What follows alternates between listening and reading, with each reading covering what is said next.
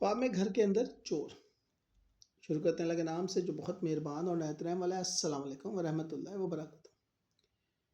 اگر کوئی شخص خواب میں اپنے ہی گھر میں چور دیکھے تو یہ عموماً امانت میں خیانت کی علامت ہے، مال، راز، رشتہ یا ذمہ داری، کسی قریبی شخص کی طرف سے دھوکے کا اشارہ جو بظاہر خیر خواہ ہو مگر نیت صاف نہ ہو، اعتماد ٹوٹنے یا راز افشا ہونے کی تنبیہ۔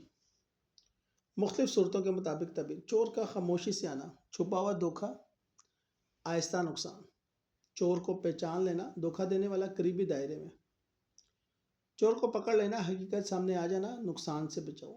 چور کا بھاگ جانا، نقصان تو ہو سکتا ہے مگر وقتی۔ چوری میں قیمتی چیز جانا، عزت، اعتماد یا موقع کا ضائع ہونا۔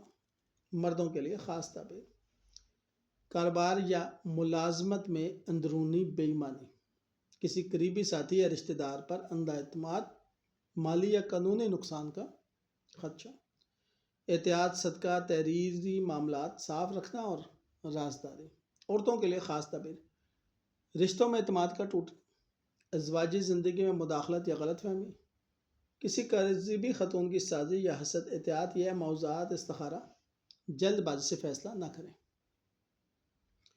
ابن سیرین اور امام نابلسی کے مطابق چور خیانت کرنے والا شخص، گھر میں چور، قریبی دائرے سے نقصان، چور کا نقصان پہنچانا آزمائش، چور پکڑا جائے فتنہ بے نقاب۔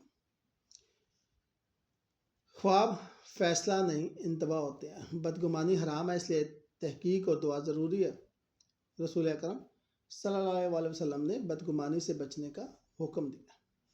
شکریہ۔